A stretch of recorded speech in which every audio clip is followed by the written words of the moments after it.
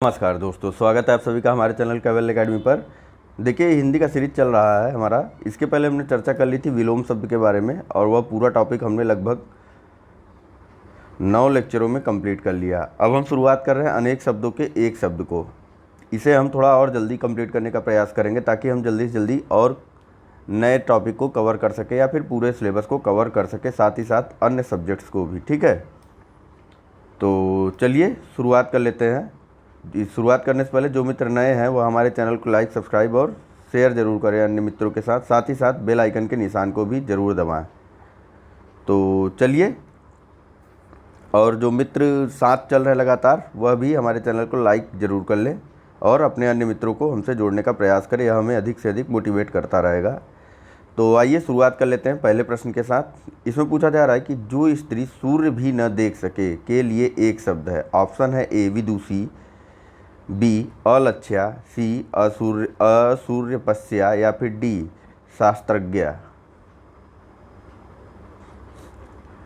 चलिए, इसका सही आंसर है ऑप्शन नंबर सी, असूर्यमपस्या। ठीक, आइए इसका एक्सप्लेनेशन देख लेते हैं, तो कुछ और भी मिलेगा, पता चलेगा हमें और चीज़ों के बारे में। तो यहाँ बताया जा रहा है कि जो स्त्री सूर्य भी ना देख सके, उसके लिए एक शब्द असूर्यमपस्या है। असूर्यमपस्या तथा असूर्यपस्या दोनों एक ही हैं। ठीक, या दोनों सही हैं। ठीक, अगर ऑप्शन में असूर्यमपस्या आता है या असूर्यपस्या आता है तो दोनों ही सही होंगे। असूर्यमपस्या संस्कृत शब्द है, जबकि असूर्यपस्या हिंदी शब्द है। ठीक, तो जो स्त्री किसी विषय को अच्छी तरह जानती है उसे विदुषी कहते हैं, और जो स्त्री शास्त्र की ज्ञाता हो उसे शास्त्रज्ञ कहते हैं। ठीक है, शास्त्रज्ञ किसे कहते हैं? तो जो स्त्री शास्त्र की ज्ञाता हो। और विदुषी किसे कहते हैं? तो जो स्त्री किसी एक विषय को या किसी विषय को बहुत अच्छी तरीके से जानती है उसे विदुषी कहते हैं। और जो स्त्री सूर्य भी न देख सके उसे असूर्यपस्या या असूर्यमपस्या कहते हैं। चलिए आइए नेक्स्ट प्रश्न के बारे में देख लेते हैं। तो यहाँ अज्ञ का अर्थ पूछा जा रहा है। ऑप्शन है ए जो कुछ भी नहीं जानता हो, ऑप्शन बी जो सब कुछ जानता हो, ऑप्शन सी है जो बहुत थोड़ा जानता हो, या फिर ऑप्शन डी जो जानता भी हो और नहीं भी जानता हो।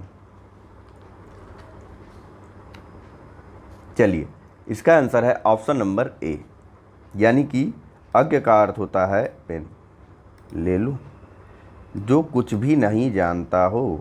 ठीक, उसे अज्ञ कहते हैं। आइए इसका एक्सप्लेनेशन देखते हैं। तो देखिए, यहाँ दो शब्दों के बारे में बताया गया है। एक तो जो कुछ भी नहीं जानता हो उसे अज्ञ कहते हैं, और जो सब कुछ जानता है उसे सर्वज्ञ कहते हैं। इसके अलावा एक अन्य बात अल्पज्ञ की गई है। तो जो थोड़ा बहुत जानता है या थोड़ा जानता है उसे अल्पज्ञ कहते हैं। फिर से बता दूं, तो अज्ञ उसे कहते हैं जो कुछ भी नहीं जानता हो, सर्वज्ञ उसे कहते हैं जो सब कुछ जानता हो, और जो बहुत थोड़ा जानता हो उसे अल्पज्ञ कहते हैं। आइए नेक्स्ट प्रश्न के बारे में चर्चा कर लेते हैं। यहाँ पूछा जा रहा है कि अपने सहारे पर रहने वाले के लिए एक शब्द है। ऑप्शन है ए स्वावलंबी, बी आत्मनिर्भरी, सी बलिष्ठ, या फिर डी आत्मविश्वासी। चलिए, इसका सही आंसर है ऑप्शन नंबर ए, जो अपने सहारे पर रहता है उसे स्वावलंबी बोलते हैं। आइए इसका एक्सप्लेनेशन देखते हैं। तो यहाँ पर बताया जा रहा है कि अपने सहारे पर रहने वाले के लिए एक शब्द स्वावलंबी है, और जो अपने ऊपर निर्भर रहता हो उसे आत्मनिर्भर कहते हैं। इसके अलावा अधिक बलवान को बलिष्ठ कहते हैं। ठीक, क्या क्या बताया गया है? तो स्वावलंबी उसे कहते हैं जो अपने सहारे पर रहता हो, आत्मनिर्भर उसे कहते हैं जो अपने ऊपर निर्भर रहता हो, और अधिक बलवान वह होता है, अधिक बलवान को बलिष्ठ कहते हैं। ठीक है, चलिए नेक्स्ट प्रश्न के बारे में चर्चा करते हैं। तो यहाँ अप्रमेय के शब्द दिया हुआ है, और पूछा जा रहा है कि यह किस वाक्यांश के लिए एक शब्द है। ठीक, तो बताना है आपको। ऑप्शन है ए जो तौला या नापा न जा सके, बी जो अवश्य होने वाला हो, सी जो प्रमाण से सिद्ध न हो सके, या फिर डी जो समय पर संभव न हो। चलिए, इसका सही आंसर है ऑप्शन नंबर ए और सी। ठीक, ए और सी दोनों ही इस संबंध में सही आंसर होंगे। चलिए आइए इसका एक्सप्लेनेशन देखते हैं। तो इसमें बताया जा रहा है कि अप्रमेय शब्द जो नापा या तौला ना जा सके तथा जो तर्क या प्रमाण से सिद्ध ना हो, दोनों के लिए होता है। ठीक, अप्रमेय शब्द दो वाक्यों के लिए होता है, एक तो जो नापा या तौला ना जा सके और दूसरा जो तर्क या प्रमाण से सिद्ध ना हो सके। लोक सेवा आयोग द्वारा भी इन दोनों विकल्पों को सही माना गया है, ऑप्शन नंबर ए और सी को। चलिए नेक्स्ट प्रश्न के बारे में चर्चा कर लेते हैं। तो यहाँ पूछा जा रहा है कि किसी पर विजय प्राप्त करने की इच्छा रखने वाला वाक्यांश के लिए एक शब्द है। ऑप्शन है ए विजित, बी विजेता, सी जिगीषु या फिर डी जिज्ञासु। चलिए इसका सही आंसर है ऑप्शन नंबर सी जिगीषु। ठीक, किसी पर विजय प्राप्त करने की इच्छा रखने वाले को जिगीषु बोलते हैं। ठीक है, आइए एक्सप्लेनेशन देखते हैं। तो देखिए, किसी पर विजय प्राप्त करने की इच्छा रखने वाला वाक्यांश के लिए एक शब्द जिगीषु होता है। जो जीत लिया गया हो उसे विजित कहते हैं और जिसने विजय प्राप्त की हो उसे विजेता कहते हैं। साथ ही साथ जानने की इच्छा रखने वाले को जिज्ञासु कहते हैं। ठीक, सभी विकल्पों के बारे में बताया गया है। तो विजित उसे कहते हैं जिसे जीत लिया गया हो, विजेता उसे कहते हैं जिसने जीता हो, जिगीषु उसे कहते हैं जो किसी पर विजय प्राप्त करने की इच्छा रखता हो, और साथ ही साथ जिज्ञासु उसे कहते हैं जो जानने की इच्छा रखता है या जानने की इच्छा रखने वाले को। आइए नेक्स्ट प्रश्न देखते हैं। तो यह रिपीटेड प्रश्न है। जो स्त्री सूर्य भी न देख सके, वाक्यांश के लिए एक शब्द पूछा जा रहा है। ऑप्शन ए है शास्त्रज्ञा, बी असूर्यम पश्या, सी स्त्रैण या डी दुर्निवार। थोड़ा थोड़ा ना फ्लो में कभी कभी कमियां रह जाती हैं। चलिए इसका सही आंसर है ऑप्शन नंबर बी असूर्यम पश्या या असूर्य पश्या। किसके बारे में प्रयुक्त होता है? जो स्त्री सूर्य भी न देख सके उसके लिए। आइए इसका एक्सप्लेनेशन देखते हैं। तो देखिए, जो सूर्य भी न देख सके स्त्री उसे तो असूर्यम पश्या या असूर्य पश्या कहते हैं। शास्त्र को अच्छी तरह से जानने वाली स्त्री को शास्त्रज्ञा कहते हैं। स्त्री के वश में रहने वाले को स्त्रैण बोलते हैं। ठीक, स्त्रैण किसे बोलते हैं? जो स्त्री के वश में रहता हो। और साथ ही जो जल्दी रोका या हटाया ना जा सके उसे दुर्निवार या दुर्निवार्य बोला जाता है। ठीक, क्या बोला जाता है? दुर्निवार या दुर्निवार्य को, जो जल्दी रोका या हटाया न जा सके उसको। आइए नेक्स्ट प्रश्न के बारे में चर्चा करते हैं। तो यहाँ पूछा जा रहा है कि कुछ खास शर्तों पर किसी कार्य को करने का समझौता के लिए एक शब्द है। ऑप्शन है ए कर्मठता, बी बेलदारी, सी ठेकेदारी या डी संविदा। चलिए इसका सही आंसर है ऑप्शन नंबर डी संविदा। ठीक है, कुछ खास शर्तों पर किसी कार्य को करने का समझौता संविदा कहलाता है। यह आप संविदा की परिभाषा में भी लिख सकते हैं अगर बहुत ही शॉर्ट में लिखना हो तो। चलिए आइए नेक्स्ट बात करते हैं। एक्सप्लेनेशन में कुछ खास है नहीं, सीधे सीधे बताया गया है। ठीक, तो नेक्स्ट क्वेश्चन है कि जिसकी पहले से कोई आशा न हो के लिए एक शब्द है। ऑप्शन है ए अप्रत्याशित, बी आशातीत, सी आशाजनक, डी प्रत्याशित।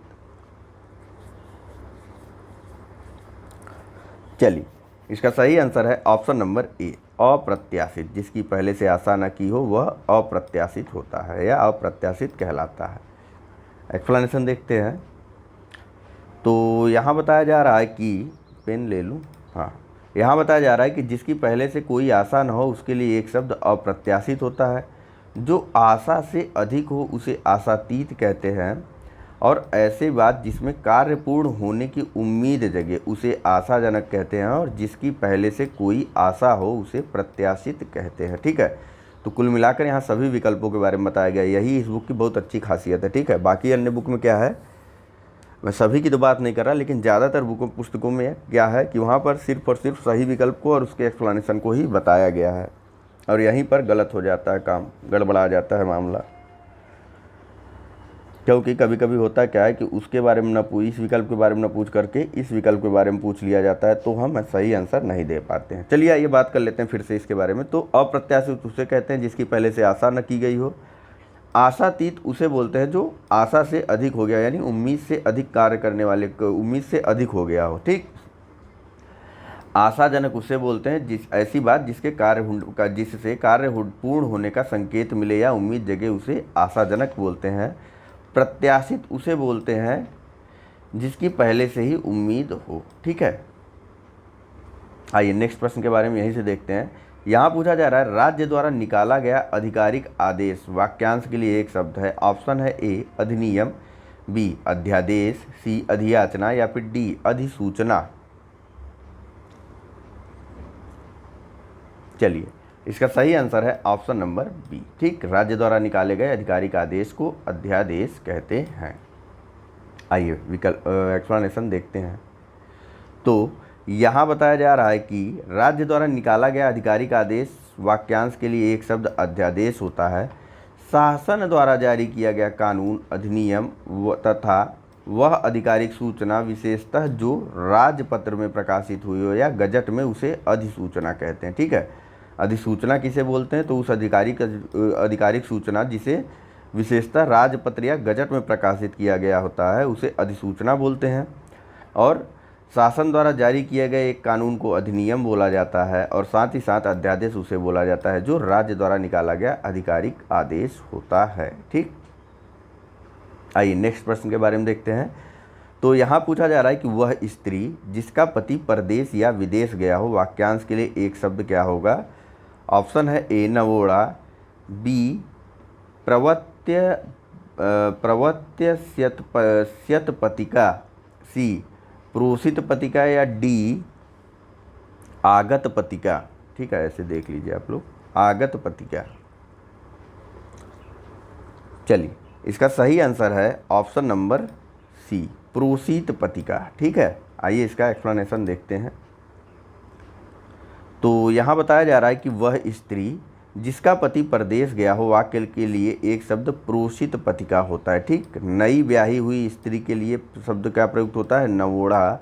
और वह स्त्री जिसका पति विदेश जाने को हो और जो उसके वियोग की कल्पना से दुखी हो उसे प्रवत्यस्य पतिका बोलते हैं। ठीक, प्रवत्यस्य पतिका बोलते हैं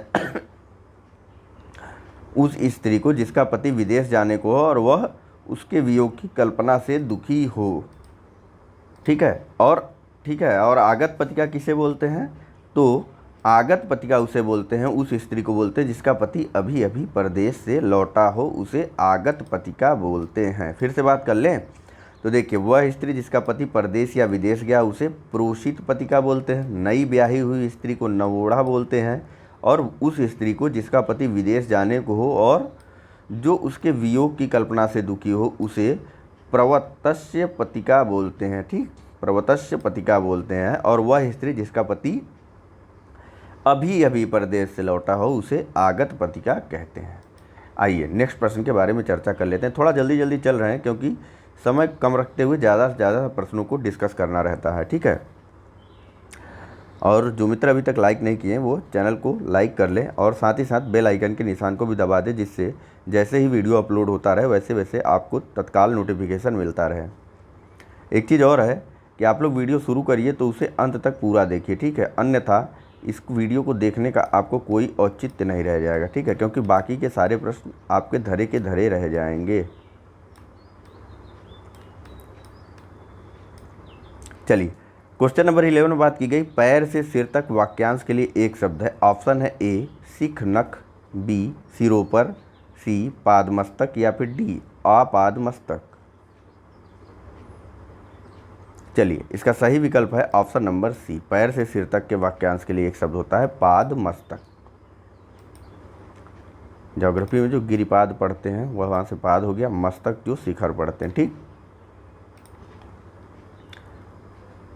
एक्सप्लेनेशन इसका कुछ खास नहीं है, स्पष्ट रूप से बस बता दिया गया कि पैर से सिर तक के वाक्यांश के लिए एक शब्द होता है आपाद मस्तक। आइए नेक्स्ट प्रश्न के बारे में चर्चा करते हैं। तो यहाँ पूछा जा रहा है कि अनुचित बात के लिए आग्रह करने वाला वाक्यांश के लिए एक शब्द होता है। ऑप्शन है ए दुराग्रह, बी अनाग्रही, सी दुराग्रही या फिर डी कुआग्रही।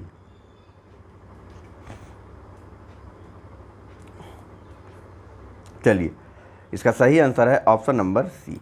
ठीक, अनुचित बात करने के लिए आग्रह करने वाले को दुराग्रही बोलते हैं। देखिए एक्सप्लेनेशन, देख लेते हैं। तो यहाँ बताया जा रहा है कि अनुचित बात करने के लिए आग्रह करने वाला दुराग्रही और अनुचित बात के लिए अड़ना दुराग्रह होता है। ठीक, दो शब्द बताया गया। दुराग्रह किसके लिए? अनुचित बात के लिए अड़ जाना, और अनुचित बात के लिए आग्रह करने वाले को दुराग्रही बोलते हैं। ठीक है। नेक्स्ट प्रश्न, जिसका निवारण अत्यंत कष्ट से किया जा सके उसके लिए एक शब्द क्या है? ऑप्शन है ए अनिवार, बी निर्निवार, सी दुर्निवार या फिर डी कुनिवार। चलिए, इसका सही आंसर है ऑप्शन नंबर सी। ठीक है, यानी कि जिसका निवारण अत्यंत कष्ट से किया जा सके उस शब्द के लिए एक शब्द होता है दुर्निवार। इसके अलावा दुर्निवार किसके लिए होता है? तो जो जल्दी रोका या हटाया न जा सके। ठीक है, वहाँ पर भी एक शब्द प्रयुक्त होता है, उसे दुर्निवार के रूप में प्रयुक्त किया जा सकता है। नेक्स्ट प्रश्न के बारे में चर्चा कर लेते हैं। तो यहाँ पूछा जा रहा है कि कान के नीचे लटकता हुआ कोमल भाग के लिए एक शब्द क्या होता है? ऑप्शन है ए कर्णफूल, बी कर्णाभरण, सी कर्णपाली या डी कर्ण।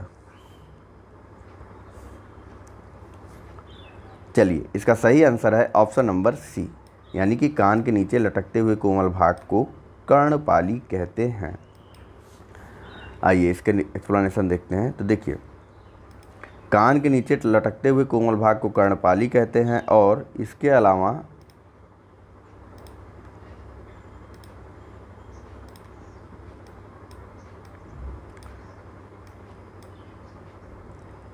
कान में पहनने वाले एक कर्णफूल जो है यह कान में पहनने वाला एक आभूषण होता है। ठीक है। आइए नेक्स्ट प्रश्न के बारे में चर्चा करते हैं। तो यहाँ पूछा जा रहा है कि जो पान करने योग्य नहीं है के लिए एक शब्द है। ऑप्शन है ए अपथ्य, बी अभच्य, सी आगम्य या डी अप्रमेय।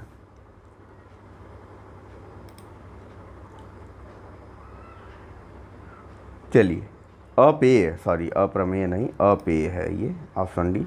आइए, इसका सही आंसर है ऑप्शन डी ही अपेय। जो पान करने योग्य नहीं है उसे अपेय बोलते हैं। आइए एक्सप्लेनेशन देखते हैं।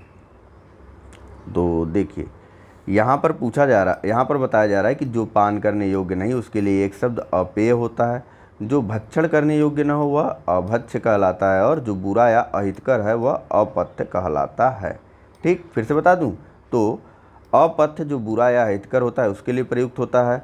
अभक्ष्य जो भक्षण करने योग्य न हो उसे अभक्ष्य कहते हैं, और अपेय उसे बोलते हैं जो पान करने योग्य नहीं हो। नीचे अनेक शब्दों के एक शब्द में निम्नलिखित विकल्प में से कौन सा गलत है यह पूछा जा रहा है। चूँकि इस तरह के प्रश्नों को आप स्वयं ही पढ़िए, क्योंकि मैं पढ़ूंगा तो कन्फ्यूजन हो जाती है बार बार, और हर लेक्चर में आपको बताया गया है क्यों और किस प्रकार से कन्फ्यूजन होती है। यदि आप नए हैं तो फिर से बता देता हूं आपको कि देखिए, अगर मैं पढ़ूंगा कि ऑप्शन नंबर ए जंगल की आग दावानल, बी आगे की सोचने वाला अग्रगामी, सी समुद्र की आग बड़वानल या फिर डी पेट की आग जठराग्नि। ऐसा लगता है कि जैसे मैं बता ही रहा हूँ, जबकि मुझे बताना नहीं है, यहाँ पर मुझे पूछना था। ठीक, तो आपको बताइए, आप इसे पढ़िए स्वयं से। 1 मिनट के लिए वीडियो पॉज किया करिए। ऐसे प्रश्नों सुमेलित करने वालों के बारे में, गलत के बारे में, सही के बारे में 1 मिनट के लिए वीडियो को पॉज किया करिए और इसे पढ़ा करिए। बाकी सही आंसर मैं आपको बताता हूँ। चलिए, अब तक आपने देखा होगा तो इसमें गलत विकल्प है आगे की सोचने वाला। ठीक, देखिए अभी मैंने पढ़ा था तो आपको लगा जैसे मैं बता रहा था ना, तो ऐसा बिल्कुल नहीं है, यह गलत है। ठीक, आगे की सोचने वाले को अग्रगामी नहीं कहते हैं, बल्कि आगे की सोचने वाले को अग्रसोची कहते हैं। ठीक है, आइए एक्सप्लेनेशन देखते हैं। बाकी अन्य सही हैं विकल्प हैं। ठीक, तो इन्हें भी आप याद करते चला करिए। ठीक है, ऐसा नहीं कि आपको लगा कि हाँ भैया ठीक है, यहाँ आप पेपर नहीं सॉल्व कर रहे हैं, यहाँ आप पेपर को पढ़ रहे हैं, या फिर अपनी पढ़ाई को पेपर के माध्यम से या मल्टीपल चॉइस क्वेश्चन के माध्यम से पढ़ रहे हैं, तो आपको अन्य विकल्पों पर भी समान रूप से ध्यान देने की आवश्यकता है। तो देखिए, जंगल की आग को दावानल बोलते हैं, समुद्र की आग को बड़वानल बोलते हैं, और पेट की आग को जठराग्नि बोलते हैं। ठीक है, और आगे की सोचने वाले को अग्रसोची कहते हैं, साथ ही साथ आगे चलने वाले को अग्रगामी कहते हैं। ठीक है, नेक्स्ट प्रश्न के बारे में देखते हैं। तो यहाँ पूछा जा रहा है जो बहुत बोलता है वाक्य के लिए एक शब्द है। ऑप्शन है ए वक्ता, बी प्रवक्ता, सी वाचाल या फिर डी प्रखर। चलिए, इसका सही आंसर है ऑप्शन नंबर सी, वाचाल। ठीक, जो बहुत ज़्यादा बोलता है उसे वाचाल कहते हैं। आइए एक्सप्लेनेशन देखते हैं। तो यहाँ बताया जा रहा है कि जो बहुत बोलता है वाक्य के लिए एक शब्द वाचाल, जो बोलता हो वाक्य के लिए एक शब्द वक्ता, जो किसी विशेष विषय पर बोलता हो वह प्रवक्ता कहलाता है, और जो खर की तरह तेज हो वह प्रखर कहलाता है। ठीक है, फिर से बता दूं तो वक्ता उसे बोलते हैं जो बोलता है, प्रवक्ता उसे बोलते हैं जो किसी विषय विशेष पर बोलता है, वाचाल उसे बोलते हैं जो बहुत बोलता है, और प्रखर उसे बोलते हैं जो खर की तरह तेज हो। आइए नेक्स्ट प्रश्न के बारे में बात करते हैं। यहाँ पूछा जा रहा है कि जो भेदा या तोड़ा न जा सके वाक्यांश के लिए एक शब्द क्या है। ऑप्शन है ए अभेद, बी दुर्भेद, सी संवेद, या फिर डी नववेद। चलिए, इसका सही आंसर है ऑप्शन नंबर ए। ठीक, जो भेदा या तोड़ा ना जा सके उस वाक्यांश के लिए एक शब्द अभेद होता है। ठीक है, आइए इसका एक्सप्लेनेशन देखते हैं। तो देखिए, जो भेदा ना जा सके, जो भेदा या तोड़ा ना जा सके वाक्यांश के लिए एक शब्द अभेद्य है, जो कठिनाई से भेदा जा सके उसके लिए एक शब्द दुर्भेद होता है, और जो अनुभव करने योग्य है वह संवेद होता है, और भोग को नववेद भी कहते हैं। ठीक, फिर से बात कर लूँ तो देखिए, अभेद्य उसे बोलते हैं जो भेदा या तोड़ा ना जा सके, दुर्भेद उसे बोलते हैं जो कठिनाई से भेदा या तोड़ा जा सके, संवेद उसे बोलते हैं जो अनुभव करने योग्य है, और नववेद जो है इसे भोग को ही नववेद भी बोलते हैं। ठीक है, चलिए नेक्स्ट प्रश्न के बारे में बात करते हैं। यहाँ पूछा जा रहा है कि जिसका कोई शत्रु पैदा ही न हुआ हो वाक्यांश के लिए एक शब्द है। ऑप्शन है ए अजात शत्रु, बी शत्रुघ्न, सी शत्रुहीन, या फिर डी शत्रुविहीन।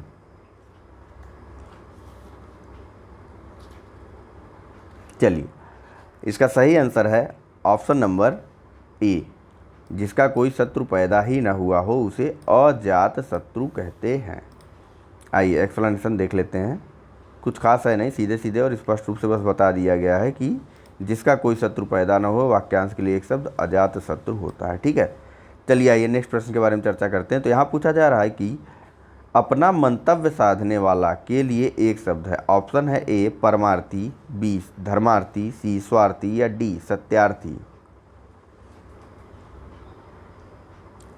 चलिए, इसका सही आंसर है ऑप्शन नंबर सी स्वार्थी, यानी कि अपना मंतव्य साधने वाले को स्वार्थी कहते हैं। ठीक है, आइए नेक्स्ट क्वेश्चन की बात करते हैं। तो इसमें पूछा जा रहा है कि जिसका उच्चारण न किया गया हो के लिए एक शब्द है। उच्चारण न किया गया हो, ठीक है, के लिए एक शब्द पूछा जा रहा है। ऑप्शन है ए समुच्चरित, बी अनुत्तरित, सी मौन, या फिर डी अनुच्चरित। चलिए, इसका सही आंसर है ऑप्शन नंबर डी अनुच्चरित। ठीक है, यानी कि जिसका उच्चारण न किया गया हो उसे अनुच्चरित बोलते हैं। आइए नेक्स्ट प्रश्न के बारे में बात करते हैं। तो यहाँ पूछा जा रहा है कि युद्ध की इच्छा रखने वाला के लिए एक शब्द होता है। ऑप्शन है ए योद्धा, बी युद्धरत, सी युद्धवीर, या फिर डी युयुत्सु।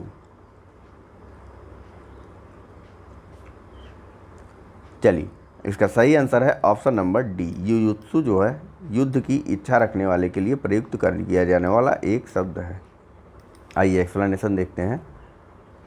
तो देखिए, युद्ध की इच्छा रखने वाले के लिए एक शब्द युयुत्सु होता है। जो युद्ध करता है उसे योद्धा कहते हैं, और जो युद्ध में लिप्त हो उसे युद्धरत कहते हैं। ठीक है, योद्धा किसे कहते हैं? जो युद्ध करता है। युद्धरत किसे कहते हैं? तो भैया युद्धरत उसे कहते हैं जो युद्ध में लिप्त हो, और युयुत्सु उसे कहते हैं जो युद्ध करने की इच्छा रखता हो। ठीक है, चलिए नेक्स्ट प्रश्न के बारे में बात करते हैं। तो यहाँ पूछा जा रहा है तैरने या पार होने का इच्छुक के लिए एक शब्द है। ऑप्शन है ए तैराक, बी तितिरसु, सी तारक, या डी तारणक।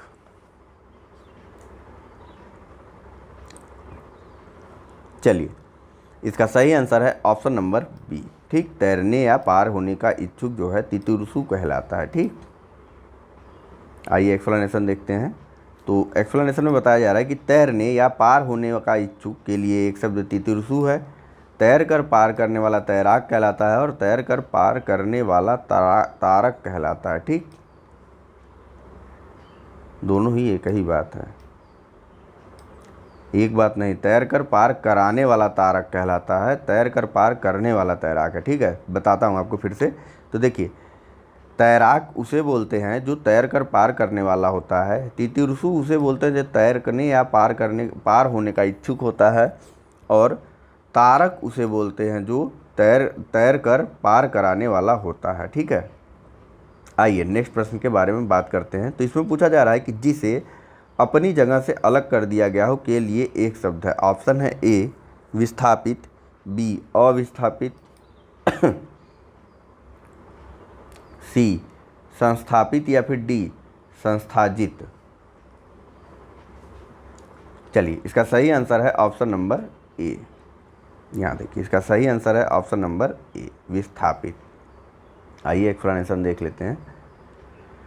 तो देखिए, जिसे अपनी जगह से अलग कर दिया गया हो के लिए एक शब्द विस्थापित है। संस्थापित विशेषण है जिसका अर्थ निर्मित, बैठाया हुआ या संचित होता है। यानी कि एक विकल्प के बारे में बताया गया है विस्थापित।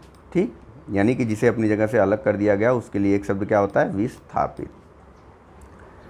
नेक्स्ट प्रश्न देखते हैं। तो बुरे उद्देश्यों से की गई गुप्त मंत्रणा के लिए एक शब्द क्या है। ऑप्शन है ए दुरतिक्रम, ऑप्शन बी दुर्धिगम, ऑप्शन सी दुरभिसंधि या ऑप्शन डी दुरभियोजन।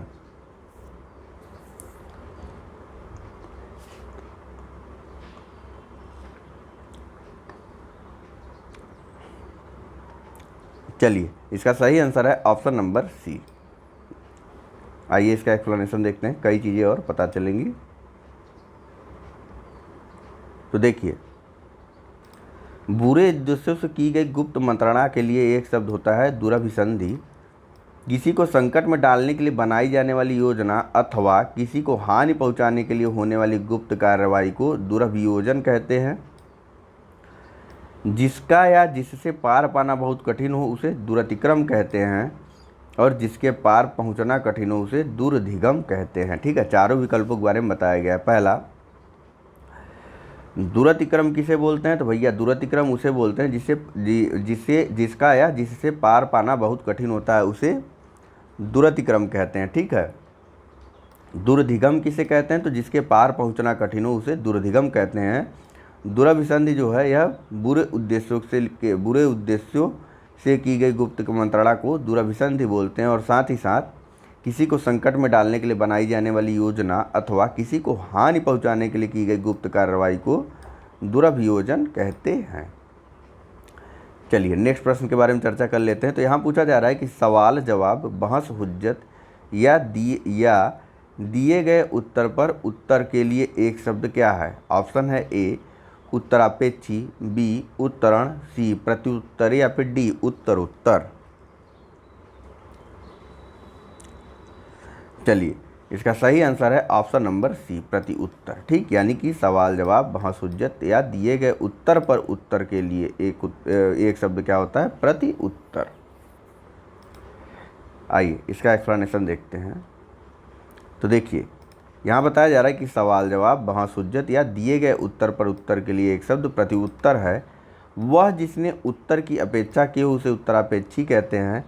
पार उतरने की क्रिया या भाव उत्तरण कहलाता है और एक के पीछे एक क्रम को उत्तरोत्तर कहते हैं। जैसे हम उत्तरोत्तर प्रश्नों को डिस्कस करते जा रहे हैं। चलिए फिर से बताता हूँ। तो देखिए, उत्तरापेक्षी उसे बोलते हैं वह जिसे उत्तर की अपेक्षा हो उसे उत्तरापेक्षी कहते हैं। ठीक, पार उतरने की क्रिया या भाव उत्तरण कहलाती है। प्रति उत्तर सवाल जवाब या बहस हुज्जत या दिए गए उत्तर पर उत्तर को प्रति उत्तर कहते हैं। और उत्तरोत्तर जो है एक के पीछे एक क्रम को कहते हैं। ठीक है, नेक्स्ट प्रश्न के बारे में बात कर लेते हैं। तो यहाँ पूछा जा रहा है कि वह कन्या जिसके साथ विवाह का वचन दिया गया है के लिए एक शब्द है। ऑप्शन है ए वाग्दत्ता, बी वाग्दान, सी वाग्बद्ध या डी वाग्विदग्ध। चलिए, इसका सही आंसर है ऑप्शन नंबर ए। वह कन्या जिसके साथ विवाह के लिए वचन दिया गया हो उसके लिए वह कन्या क्या कहलाती, तो वह कन्या वाग्दत्ता कहलाती है। देखिए, एक्सप्लेनेशन देखते हैं। तो यहाँ बताया जा रहा है कि वह कन्या जिसके साथ विवाह का वचन दिया गया के लिए एक शब्द वाग्दत्ता है। कन्या का विवाह कर देने का वचन देने की रस्म को वाग्दान कहा जाता है। मौन अथवा वचनबद्ध को वाग्बद्ध कहते हैं और वाक चतुर को वाग्दिगद्ध कहते हैं। ठीक, वाग्विदग्ध कहते हैं वाक चतुर को। ठीक है, फिर से बताता हूँ आपको। तो देखिए, वाग्दत्ता उस कन्या को बोलते हैं जिसके साथ विवाह का वचन दिया जाता है। ठीक, वाग्दान जो है कन्या का विवाह कर देने के वचन देने की रस्म को कहते हैं वाग्दान। वाग्बद्ध जो है यह मौन अथवा वचनबद्ध को कहते हैं और वाग्विदग्ध को वाक चतुर को कहते हैं। ठीक, यानी कि वाक चतुर को वाग्विदग्ध भी कहते हैं। तो अभी टाइम है, थोड़ा 5-10 मिनट और देख लेते हैं। नेक्स्ट प्रश्न है, मदिरा पीने का प्याला क्या के लिए एक शब्द क्या है? ऑप्शन है ए चश्म, बी चषक, सी चस्क या फिर डी चषक।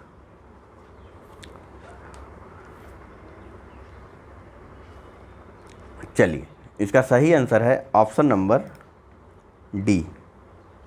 ठीक, मदिरा पीने के प्याला को चषक बोलते हैं। ठीक,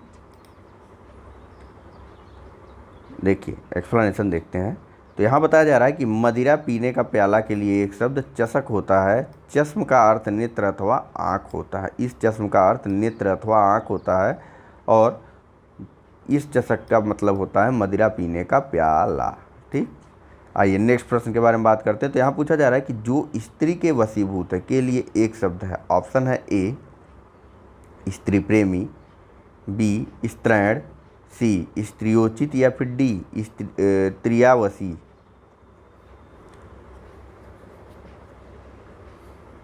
चलिए, इसका सही आंसर है ऑप्शन नंबर बी। ठीक, जो स्त्री के वशीभूत होता है उसके लिए एक शब्द प्रयुक्त होता है स्त्रैण।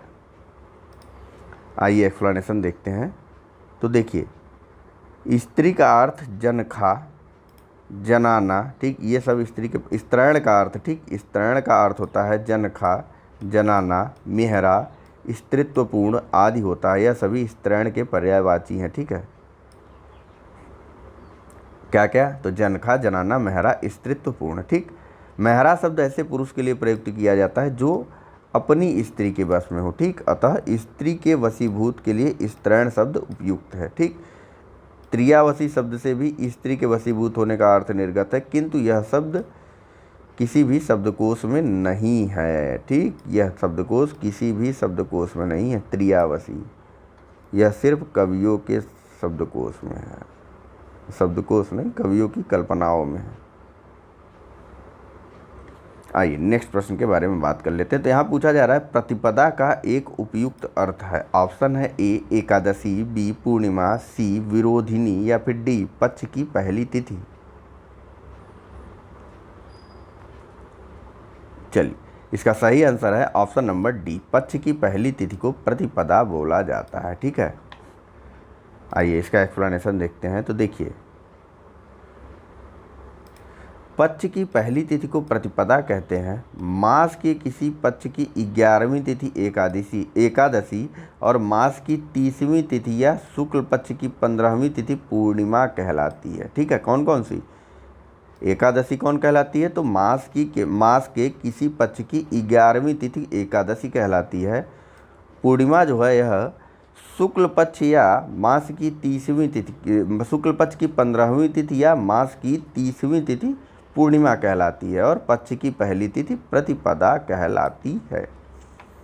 चलिए नेक्स्ट प्रश्न के बारे में बात कर लेते हैं। यहाँ पूछा जा रहा है कनिष्ठिका और मध्यमा की बीच की उंगली को कहते हैं। ऑप्शन है ए अनामी, बी अनिमिका, सी अनामिका या फिर डी अनामिका।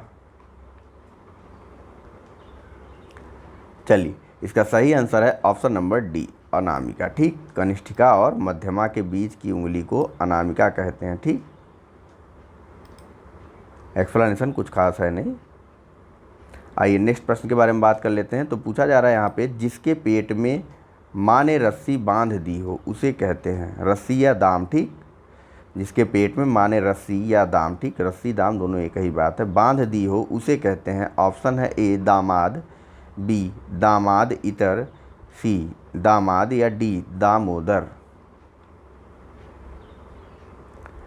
चलिए, इसका सही आंसर है ऑप्शन नंबर डी, दामोदर। ठीक, जिसके पेट में माँ ने रस्सी बांध दी हो या दाम बांध दिया उसे दामोदर कहते हैं।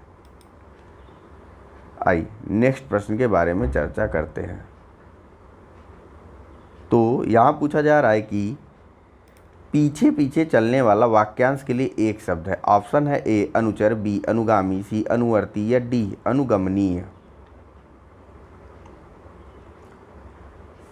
चलिए, इसका सही आंसर है ऑप्शन नंबर ए और बी दोनों। ठीक, पीछे पीछे चलने वाले को अनुचर और अनुगामी दोनों ही कहते हैं। लोक सेवा आयोग द्वारा भी इस प्रश्न का सही विकल्प दोनों को ही माना गया था। ठीक है, बाकी इस विकल्प में और कुछ खास है नहीं। एक्सप्लेनेशन में देखिए, पीछे पीछे चलने वाले वाक्यांश के लिए अनुगामी और पीछे पीछे चलने वाले को अनुचर भी कहते हैं। ठीक, नेक्स्ट प्रश्न के बारे में देखते हैं। तो जिसका कोई कीमत ना हो, जिसकी कोई कीमत ना हो, वाक्यांश के लिए एक शब्द क्या होगा? ऑप्शन है ए कीमती, बी अमूल्य, सी बहुमूल्य या फिर डी उपर्युक्त में से कोई नहीं। चलिए, इसका सही आंसर है ऑप्शन नंबर ए अमूल्य। ठीक, यानी जिसकी कोई कीमत ना हो सके तो उसे अमूल्य कहते हैं। ठीक, कीमती नहीं। देखिए यहाँ से एक्सप्लेनेशन में देखिए, यहाँ बताया जा रहा है कि जिसकी कोई कीमत ना हो सके, वाक्यांश के लिए एक शब्द अमूल्य होगा। जिसका मूल्य बहुत अधिक हो उसके लिए एक शब्द बहुमूल्य होता है। ठीक, दो विकल्पों के बारे में बताया गया, बहुमूल्य जिसका मूल्य बहुत अधिक हो, अमूल्य जिसका कोई कीमत न लगा सके या कोई मूल्य ना हो। नेक्स्ट प्रश्न है, थोड़ा नपा तुला भोजन करने वाला वाक्यांश के लिए उपयुक्त शब्द क्या है? ऑप्शन है ए मितव्ययी, बी मितव्यय, सी मितहारी या फिर डी मितहारिन। यहाँ से आप देख लीजिए।